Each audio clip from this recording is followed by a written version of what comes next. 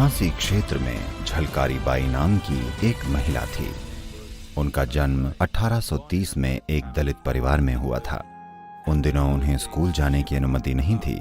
इसके बजाय उनके पिता ने उन्हें घुड़सवारी और हथियार चलाने का प्रशिक्षण दिया।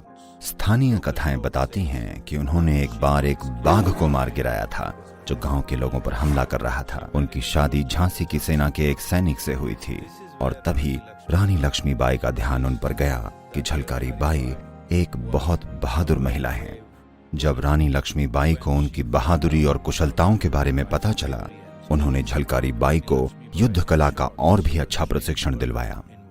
झांसी में अंग्रेजों के साथ युद्ध के दौरान राजा की मृत्यु के बाद ऐसा कहा जाता है कि झलकारी बाई ने ही रानी लक्ष्मीबाई को नन्हे राजकुमार की सुरक्षा के लिए उनको लेकर वहां से निकल जाने को कहा।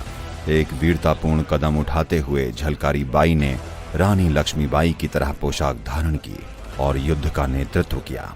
तब तक रानी नवजात राजकुमार को लेकर वहां से निकल गईं। लोग कहते हैं कि वो एक शेरनी की तरह लड़ी। कई अंग्रेज सिपाहियों को मारते हुए आखिर में लड़ते लड़ते खुद भी वीरगति को प्राप्त हुई। बुंदेलखंड में बहुत से दलित समाज आज भी उन्हें एक देवी की तरह मानते हैं और हर साल झलकारी बाई जयंती मनाते हैं।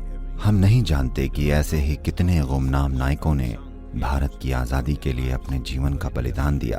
अब जब हम भारत की स्वतंत्रता की 75वीं वर्षगांठ मना रहे हैं, तो ये मेरी कोशिश है कि जितना संभव हो सके उतना ऐसे भूले बिसरे शहीदों की कहानियां सामने लाऊं। झलकारी बाई कोई रानी नहीं थी, न ही राज परिवार में पैदा हुई।